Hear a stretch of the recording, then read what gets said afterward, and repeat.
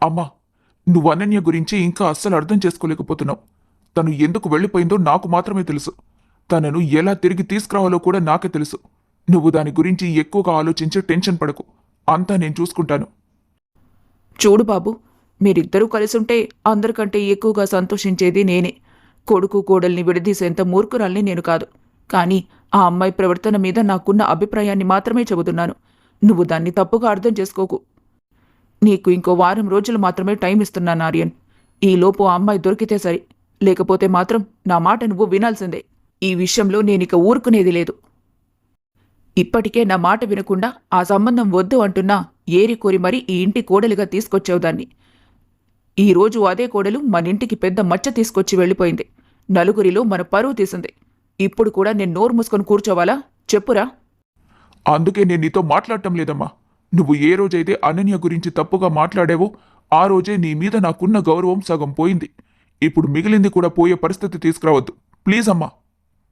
వనజాక్షి తీవ్ర షాక్కి గురైనట్టుగా నిలబడిపోయింది. ఆర్య! ఆర్యన్ ఆమె మాటను మధ్యలోనే ఆపేస్తూ గట్టిగా అన్నాడు. లేదమ్మా, ఈరోజు నేను మాట్లాడతాను. ఇన్నాళ్ళు నువ్వు మాట్లాడావు, నేను విన్నాను. అనన్య గురించి నీకసలేమీ తెలీదు. తన మనసు ఎంత మంచిదో, తను ఎంత బాధపడిందో, ఎంత నలిగిపోయిందో నీకస్సలు తెలీదు. కాని తీర్పులు మాత్రం చాలా ఈజీగా ఇచ్చేస్తావు. వనజాక్షికి కోపం నశాళాని కంటింది. అంటే ఇప్పుడు ఇంట్లో జరిగిన తప్పంతా నాదే అంటున్నావా నువ్వు? నేను ఎవ్వరిని తప్పు పట్టడం లేదు. కాని ఇంకోసారి తన గురించి ఇలా చులకనగా మాట్లాడితే మాత్రం నేనస్సలు ఊరుకోనమ్మా. అనన్య నా భార్య. ఈ జన్మలో నా భార్యగానే ఉంటుంది. తన గురించి చెడ్డగా మాట్లాడే హక్కు ఇక్కడెవ్వరికీ లేదు. చివరికి నీక్కూడా లేదు. అంతగా ప్రేమిస్తే మరి 4 రోజులు తను ఎక్కడుందో కనుక్కోలేకపోతున్నావేంటి? కనుక్కుంటాను. ఎన్ని రోజులైనా వెతుకుతాను. ఎన్ని కష్టాలొచ్చినా తనను తిరిగి తీసుకొస్తాను. నా నాన్న నన్ను వదిలేస్తే నా పనేదో నేను చూసుకుంటాను. అనవసరంగా ఈ విషయంలో నువ్వు జోక్యం చేసుకోకు. నీకు చేతులెత్తి దండం పెడతానమ్మా. దయచేసి అనన్య గురించి ఇంకొక్క మాట కూడా మాట్లాడకు ప్లీజ్. ఆర్యన్ కోపంతో ఆవేదనతో అక్కడ్నుంచి తిరిగి తన బెడ్రూం వైపు వెళ్లాడు. వనజాక్షి అతను వెళ్ళిపోతుంటే కోపంతో రగిలిపోతూ గట్టిగా అంది. నా దగ్గర నీ ఈ నాటకాలేమి సాగవార్యా? ప్రేమ బాధ వెతుకుతానంటే ఏం చేయాలో నాకు బాగా తెలుసు. 1 వారం రోజులు, కేవలం 1 వారం రోజులు మాత్రమే సమయం. ఈలోపు అది దొరికిందా సరే, లేకపోతే నా మాటే జరగాలి. వాడికి ఇంకో పెళ్లి చేసి తీరుతాను. ఈసారి మాత్రం నా మాట వినే పద్ధతి గల అమ్మాయిని ఈ ఇంటి కోడలుగా తీసుకొస్తాను. నేను మాత్రం ఎట్టి పరిస్థితుల్లో నా నిర్ణయాన్ని మార్చుకోను. ఆమె బెడ్రూంలోకి వినబడేటట్టుగా గట్టిగా అరిచింది. ఆ మాటలు వినగానే ఆర్యన్ కోపంతో మానసిక వేదనతో రగిలిపోయాడు. బెడ్రూంలోకి వెళ్లి డోర్ను దబేల్మని బలంగా మూసేశాడు. ఆ శబ్దానికి వనజాక్షి ఒక్కసారిగా ఉలిక్కిపడినా మళ్లీ తన మొండితనాన్నే గట్టిగా పట్టుకొని అక్కడే నిలబడింది. వీడేంటి పెళ్ళాం మీద అంత ఇష్టమున్నట్టు మాట్లాడుతున్నాడు? భార్య మీద అంత ప్రేమున్నవాడు వేరే అమ్మాయితో ఎలా సంబంధం పెట్టుకుంటాడు? ఇదంతా ఏదో పెద్ద తిరకాసులా ఉంది. ఏదేమైతే ఏంటి, నేను మాత్రం వీడికి 2వ పెళ్లి చేసి తీరాల్సిందే. ఇటు ఆర్యన్ ఇంట్లో వనజాక్షి కిచెన్లో ఏదో పని చేసుకుంటూ ఉంది. అప్పుడే బయట హాల్లో నుంచి ఒక సుపరిచితమైన గొంతు వినిపించింది. అక్కా, ఉన్నావా ఇంట్లో? ఏం చేస్తున్నావు? ఎక్కడున్నావక్కా? తన సొంత చెల్లెలు కామాక్షి గొంతు వినగానే వనజాక్షికి ఎక్కడలేని ఉత్సాహం, సంతోషం వచ్చి చేరాయి. ఆమె గబగబా కిచెన్లో నుంచి హాల్లోకి పరిగెత్తుకుంటూ వచ్చింది. వచ్చేసావా కామాక్షి? నీకోసమే ఎప్పటినుంచో ఎదురు చూస్తున్నానే. నిన్ను చూశాక నాకు కొండంత బలం వచ్చినట్టుగా ఉంది కామాక్షి. ఈ 1 నెల రోజుల నుంచి ఇంట్లో ఒక్కదాన్నే మూగనొమ్ము పట్టినట్టుగా ఉన్నాను. మాట్లాడేవాళ్లు లేరు, నా బాధ వినేవాళ్లు లేరు. అసలు నా గురించి పట్టించుకునే నాథుడే లేడు ఇంట్లో. ఇప్పుడు నిన్ను చూశాక కానీ నాకు కాస్త మనశ్శాంతిగా అనిపించడం లేదు. నేను వచ్చేశాను కదక్కా, ఇంక నువ్వేం బాధపడకు. అంతా నేను చూసుకుంటాను. ఇంతకీ మన పుత్రరత్నం ఆర్యన్ ఎక్కడా? ఇంట్లో ఉన్నాడా అసలు? వాడా? ఇంట్లో ఎక్కడుంటున్నాడు కామాక్షి? ఉదయాన్నే లేచి పిచ్చివాళ్లా పరిగెడతాడు. అర్ధరాత్రి ఎప్పుడో ఇంటికి చేరుకుంటాడు. తిండి సరిగ్గా తినడు, నిద్ర సరిగ్గా పోడు. అసలు ఈ మధ్య ఇల్లు పట్టడమే మానేశాడు. అయ్యో పాపం. సరే, నేనొచ్చేశాను కదా, ఇక అంతా నేను చూసుకుంటానులే అక్క. నువ్వు హాయిగా గుండెల మీద చేయి వేసుకుని పడుకో. నీ చెల్లెలుండగా నీకెందుకక్క అంత బాధ? నాకెప్పుడో ఈ విషయం చెప్పాల్సింది. ఈ పాటికే సమస్యను ఒక కొలిక్కి తీసుకొచ్చేదాన్ని. అవునే కామాక్షి, నువ్వుంటే నాకు కాస్త ధైర్యంగా ఉంటుంది. సరే పద, ముందు డైనింగ్ టేబుల్ దగ్గరకు వెళ్ళి ఏమైనా తిందో గాని. ఎప్పుడు తిన్నావో ఏమో. ఇంతకీ ప్రయాణం అంతా బాగా జరిగిందా? ప్రేమగా అడుగుతూ కామాక్షిని లోపలికి తీసుకెళ్ళింది వనజాక్షి. ఇద్దరూ మాట్లాడుకుంటూ ఇంట్లోకి వెళ్ళిపోయారు. కాని వాళ్లకు తెలియదు ఇంకో 2 రోజులు మాత్రమే సమయం ఉందని. ఆ 2 రోజులే అందరి జీవితాలను పూర్తిగా మార్చబోతున్నాయని. ప్రయాణం బాగా జరిగిందక్క. అయితే నేనిక్కడికొచ్చే విషయం సుజాతకి అస్సలు తెలీదు. నువ్వు కూడా పొరపాటున ఫోన్ చేసి చెప్పకు. చెబితే అది నానా రాద్ధాంతం చేసి తెల్లవారేలోపు నన్ను ఇక్కడి నుంచి పట్టుకెళ్ళిపోతుంది. అప్పుడు నువ్వు మళ్ళీ ఒంటరిదానివైపోతావు. మన ఆర్యన్ సమస్య ఒక కొలికి వచ్చేంత వరకు ఈ విషయాన్ని కాస్త గుట్టుగానే ఉంచక్క. సుజాత ఎప్పుడు కూడా నీ కోడలు అనన్యకు కొడుక్కే సపోర్ట్ చేస్తుంది. నీ గురించి చాలా తక్కువ ఆలోచిస్తుంది. ఎందుకు చెబుతున్నానో అర్థమైందా? అలాగేనే కామాక్షి, నువ్వెలా చెబితే అలానే చేద్దాం. ఇక నువ్వు నా పక్కనుండగా నాకెందుకు చెప్పు భయం? అంతా నువ్వే చూసుకుంటావు. దేవుడంతా మనకు మంచి చేస్తాడులే. పద, ముందు కాస్త అన్నం తిందుగాని. రాఘవ ఇంటి దగ్గర్నుంచి నేరుగా ఆర్యన్ తన ఇంటికొచ్చాడు. అప్పటికే గేటు బయట వేరే చెప్పులు కనిపిస్తుండటంతో ఇంటికి ఎవరో బంధువులొచ్చారని ఆర్యన్కి అర్థం కావటానికి ఎంతో సమయం పట్టలేదు. మళ్ళీ మా అమ్మ ఇంటికి ఎవరిని తీసుకొచ్చిందో ఏంటో. ఇంట్లో ఓ 2 నిమిషాలైనా ప్రశాంతంగా కూర్చొని ఆలోచిద్దామంటే ఈవిడ వల్ల నాకు అది కూడా సాధ్యం కావటం లేదు. తీవ్రమైన ఆలోచనలతో ఆర్యన్ ఇంటికొచ్చాడు. అప్పటికే వనజాక్షి, కామాక్షి ఇద్దరూ హాల్లో కూర్చొని ఉన్నారు. కాని అతను వాళ్ల వైపు కనీసం కంటిచూపుతో కూడా చూడకుండా, ఏమీ మాట్లాడకుండా నేరుగా తన బెడ్రూంలోకి వెళ్లి తలుపు వేసుకున్నాడు. కామాక్షి, వెళ్ళవే. వాడికి కాస్త అన్నం ప్లేట్లో తీసుకెళ్ళివ్వు.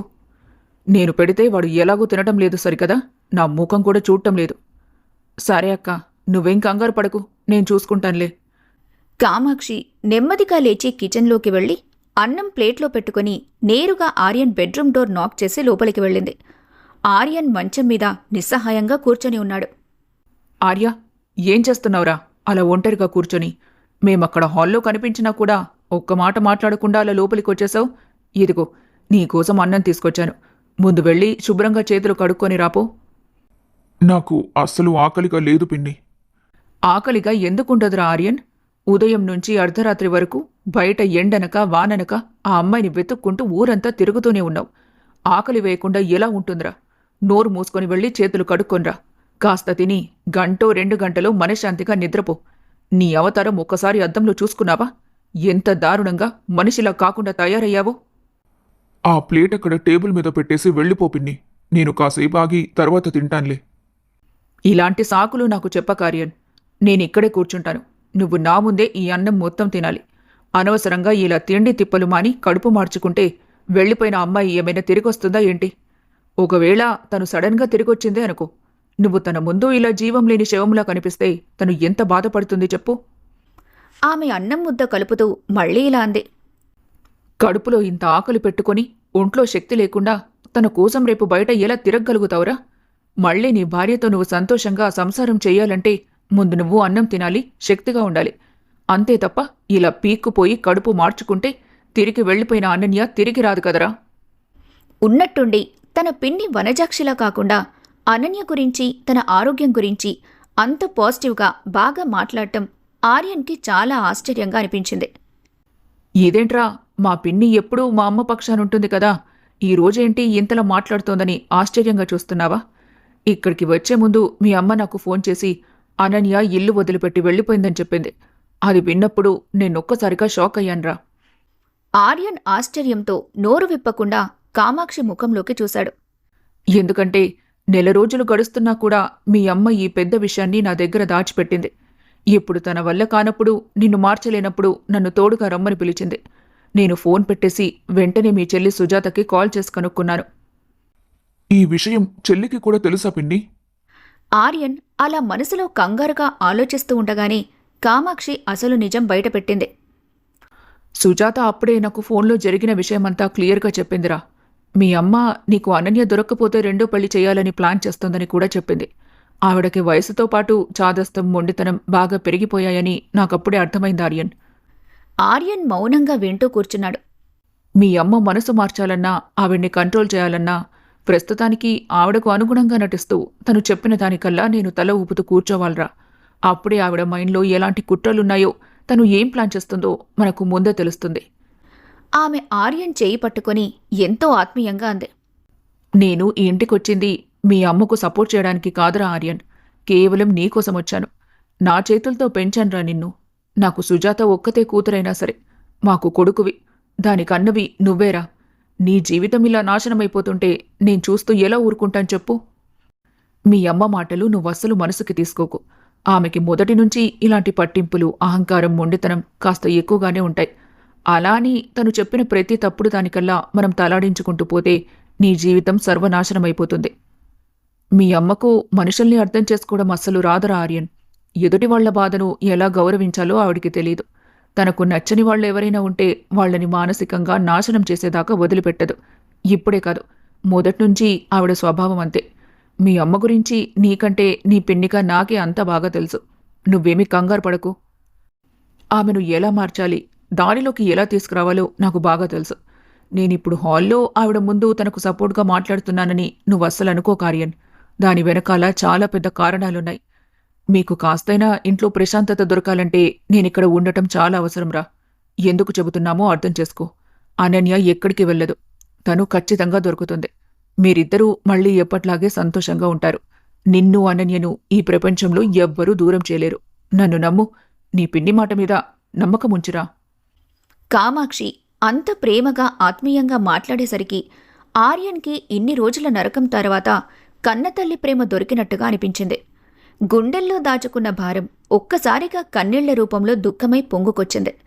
అతను ఒక్కసారిగా కామాక్షిని గట్టిగా హక్ చేసుకుని బోరున ఏడ్చేశాడు. నేను చేసింది చాలా చిన్న తప్పే పిన్ని. ఆ ఒక్క మెసేజ్ వల్లే తను నన్ను అంతగా తప్పుగా అర్థం చేసుకుని వదిలేసి వెళ్ళిపోయింది పిన్ని. నేను మళ్ళీ నా అనన్యను చూడాలి.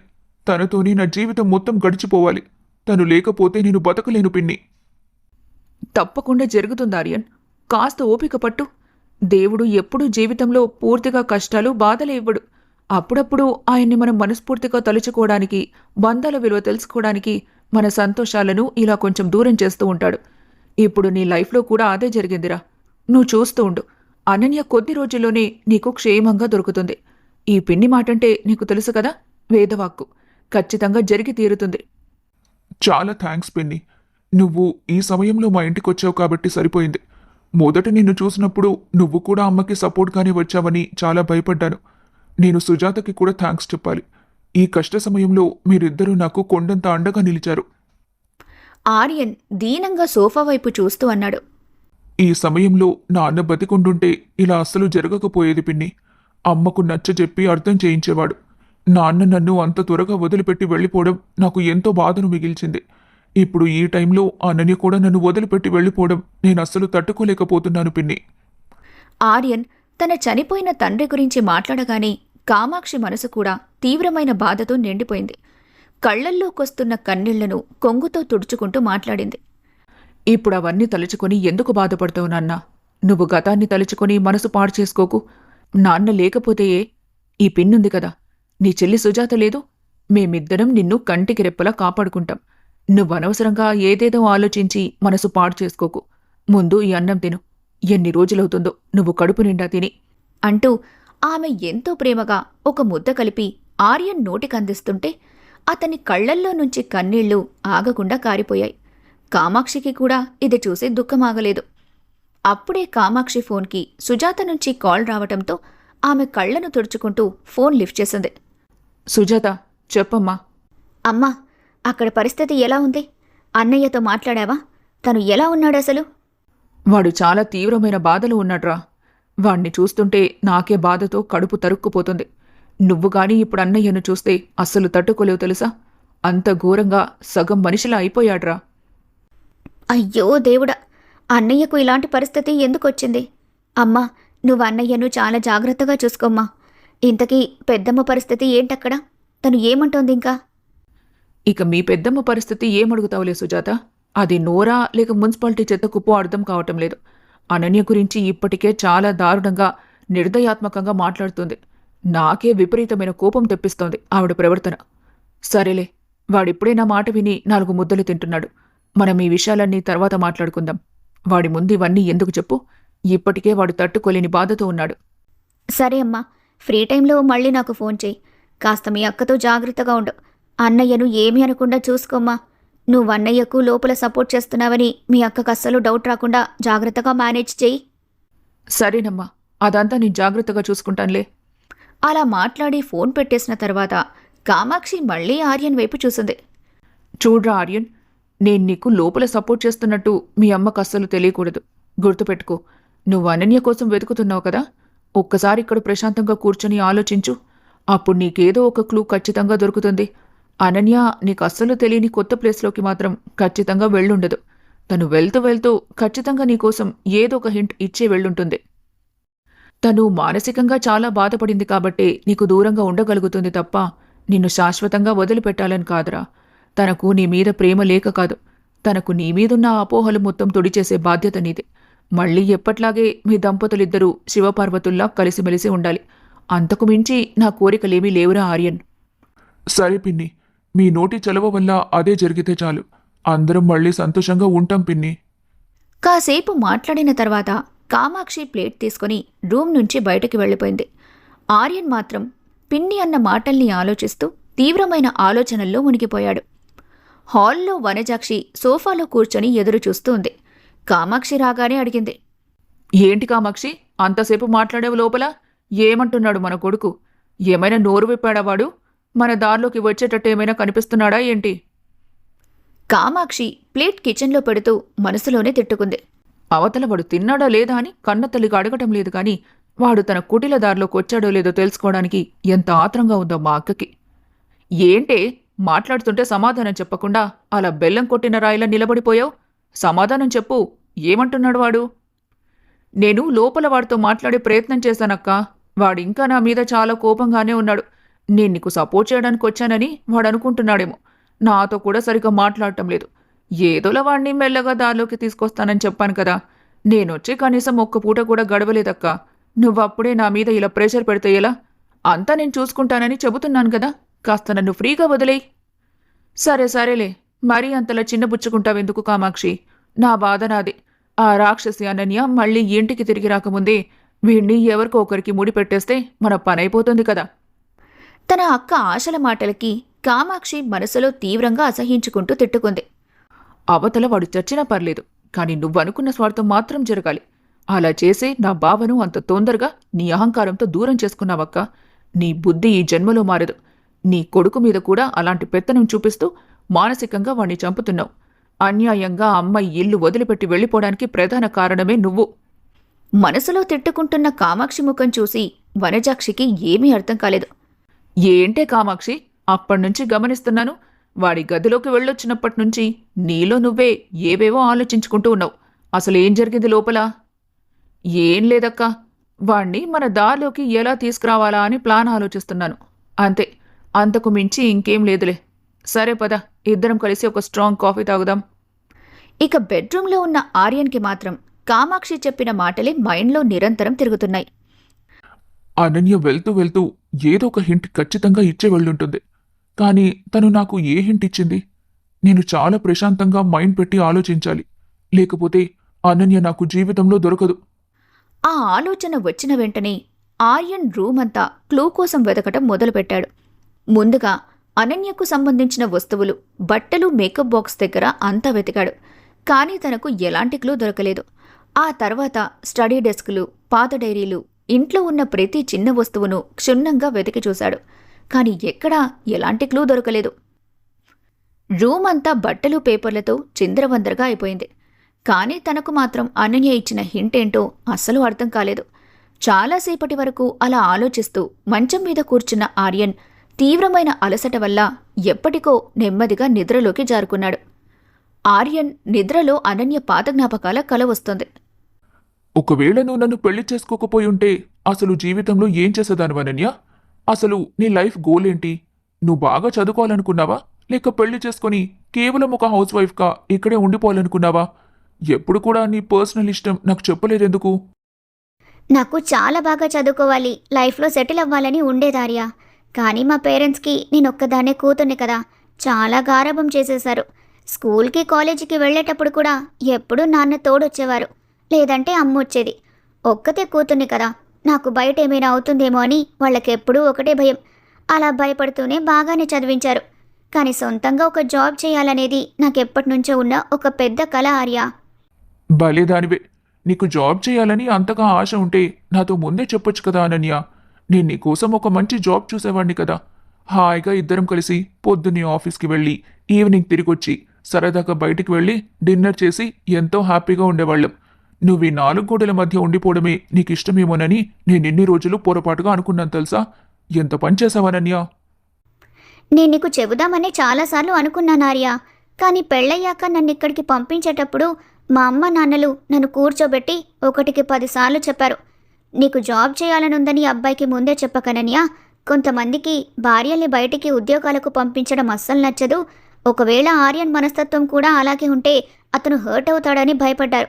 అందుకే నేను నీకు చెప్పలేదు. అయినా నువ్వు నా మీద నమ్మకంతో నాకు చెప్పాల్సిందానన్యా. మన ఇద్దరం ఎంత ఫ్రీగా ఉంటామో నీకు తెలుసు కదా. నేను చదువుకున్నవాణ్ణి. ఆ మాత్రం నీ కళను అర్థం చేసుకోలేనా చెప్పు. నీకేది నచ్చితే అది చెయ్యనన్యా. అనవసరంగా లేనిపోనివి ఊహించుకొని అలా మనసులో విషయాలు దాచిపెట్టకు ప్లీజ్. ఇంట్లో అత్తయ్యగారు ఒక్కరే ఉంటారు కదా ఆర్య.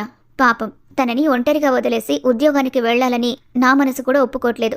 కానీ ఏదో ఒక రోజు నా కాళ్ల మీద నేను నిలబడి జాబ్ చేయాలనేదే నా లైఫ్ కోరిక. ముఖ్యంగా నాకు టీచింగ్ అంటే చాలా ఇష్టం ఆర్య.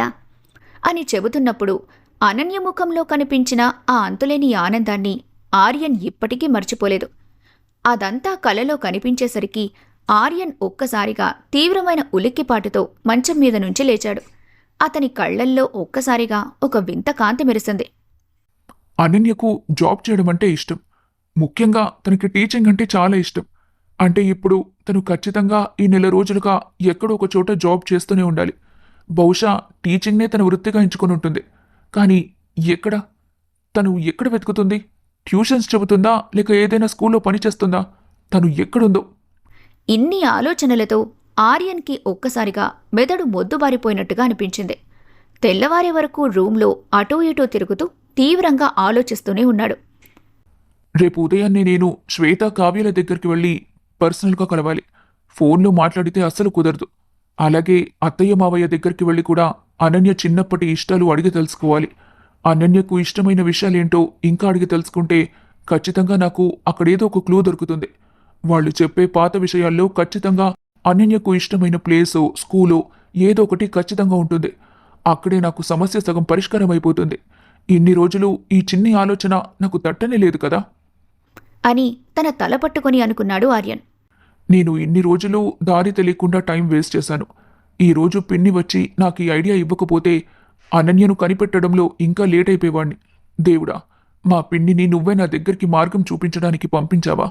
ఎలాగైనా నా అనన్య నాకు దొరికేటట్టు ఆశీర్వదించు.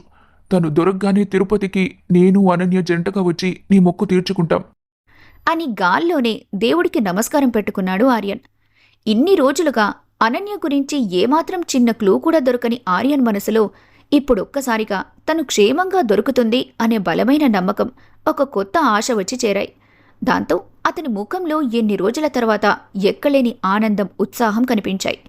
ఇప్పటివరకు దారి తెన్ను లేకుండా పిచ్చివాళ్ల తిరిగిన ఆర్యన్కి ఇప్పుడు అనన్యను ఖచ్చితంగా వెతుక్కుంటూ వెళ్లడానికి ఆ దేవుడే ఒక స్పష్టమైన మార్గం వేసినట్టుగా అనిపించింది.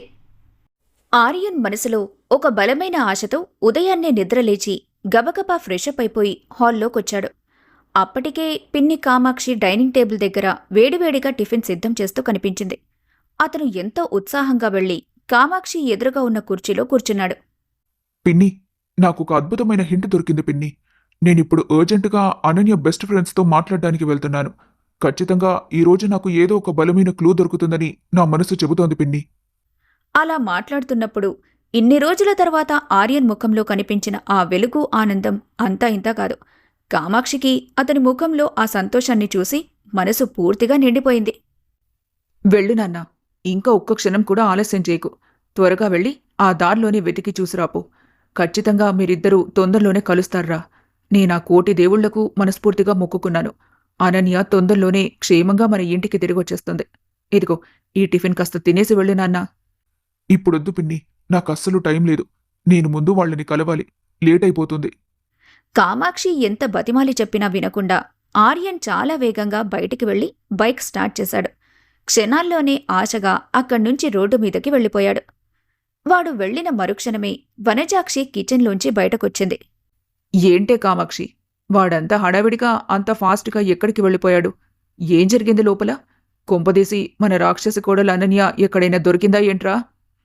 అబ్బా అక్క, నీ నోటి నుంచి ఎప్పుడైనా ఒక మంచి మాట ఒక్కటి కూడా రాదా ఏంటి? కోడలు దొరికిందా అని పద్ధతిగా అడిగితే సరిపోతుంది కదా. దానికి రాక్షసి దయ్యమని ఎందుకు అలాంటి అపశకున మాటలు వాడుతున్నావక్క? ఏంటే కామాక్షి, కొత్తగా మాట్లాడుతున్నావు నా ముందే? నిన్న మొన్నటి వరకు అనన్యను నువ్వే కదా నాకంటే ఇష్టం వచ్చినట్టు తిట్టావు. తెల్లవారేసరికి నీకంతగా ఏం జ్ఞానోదయం అయిందేంటి? కన్న తల్లిని నన్ను పక్కన పెట్టి దానికి సపోర్ట్ చేస్తున్నావా? నాతో ఉంటూ దాన్ని ఒక్క మాట కూడా అననివ్వటం లేదు. ఇదెక్కడి వింత బాగోతం? నిన్ను నాకు తోడుగా ఉంటుందని ఇంట్లో పెట్టుకుంటే నువ్వు కూడా ఆర్యంలాగే దాని గురించే వంత పాడుతున్నావా? కామాక్షి వనజాక్షి మాటలకి ఒక్కసారిగా కంగారుపడి నాలుక ఖర్చుకుంది. అయ్యో దేవుడా, తొందరపడి పప్పులో కాలేశాను. మొక్క అసలే చాలా డేంజర్. ఆవులిస్తే పేగులు లెక్క పెట్టే రకం.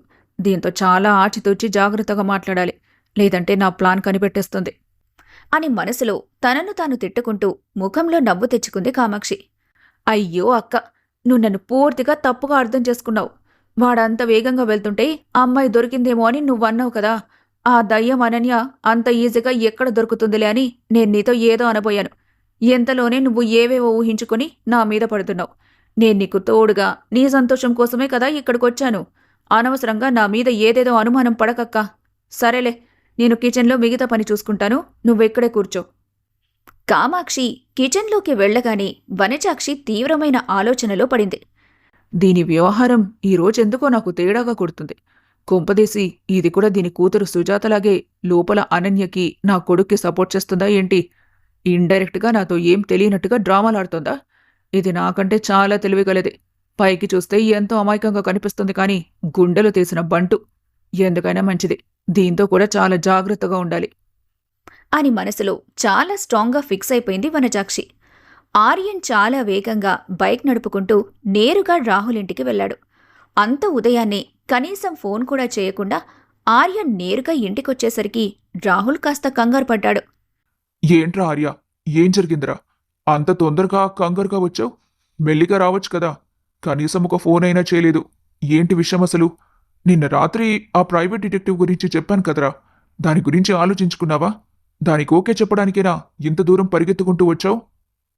అబ్బో, అది కాదురా రాహుల్. నాకు నిన్న రాత్రి నిద్రలో ఒక అద్భుతమైన ఆలోచన వచ్చిందిరా. వెంటనే దాన్ని క్లారిఫై చేసుకోవాలి. నాతో పాటు ఇప్పుడే బయలుదేరు. మనం అర్జెంటుగా అనన్య బెస్ట్ ఫ్రెండ్ అయిన శ్వేతను కలవాలి. తనతో ఇప్పుడే మాట్లాడాలిరా. అరే ఆర్యన్, నాకు ఆఫీస్కి టైం అవుతోందిరా. ఇంత సడన్గా హడావిడిగా రమ్మంటే ఎలా చెప్పు? కనీసం బాస్కి ఇన్ఫార్మ్ చేయకుండా వస్తే మన బాస్ సంగతి నీకు తెలిసిందే కదా.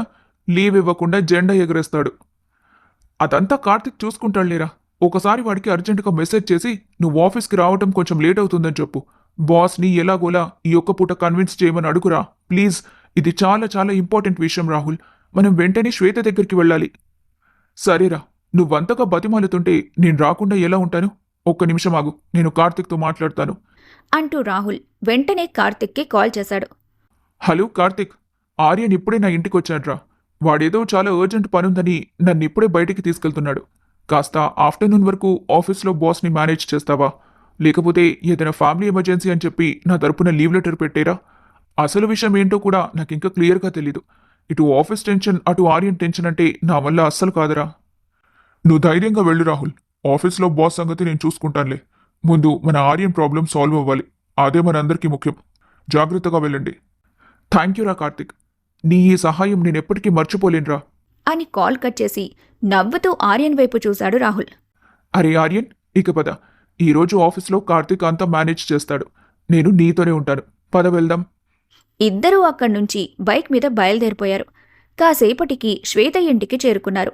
బైక్ ఆపి హాల్లోకి అడుగుపెడుతూ ఆర్యన్ ఆతృతగా పిలిచాడు. అమ్మ శ్వేత, ఇంట్లో ఉన్నావా? గట్టిగా పిలుస్తున్న ఆర్యన్ గొంతు వినగానే శ్వేత కిచెన్ నుంచి పరిగెత్తుకుంటూ బయటికొచ్చింది. ఎదురుగా అంత ఉదయాన్నే ఆర్యన్ రాహుల్ ఇద్దర్నీ చూసి ఒక్కసారిగా ఆశ్చర్యపోయింది. ఏంటన్నయ్యా, ఇంత ఉదయాన్నే వచ్చారు? ఏం జరిగిందసలు? అనన్య క్లూ ఏమైనా దొరికిందా అన్నయ్య? తనెక్కడుందో తెలిసిందా ఏంటి? లేదమ్మా శ్వేత, ఇంకా దొరకలేదు. కానీ నాకు ఒక చిన్న హింట్ దొరికింది. దాంతో అనన్య ఎక్కడుందో ఖచ్చితంగా కనిపెట్టగలనని నా మనసు కనిపిస్తోంది. సరే అన్నయ్య, ముందు ప్రశాంతంగా కూర్చోండి. కావ్య ఇల్లు కూడా ఇక్కడికి దగ్గరలోనే ఉంది కదా, నేను తనకి కూడా ఇప్పుడే కాల్ చేసి అర్జెంటుగా రమ్మంటాను అంటూ శ్వేత నిమిషాల్లోనే కావ్యకు ఫోన్ చేసి అర్జెంటుగా తన ఇంటికి రమ్మని చెప్పింది.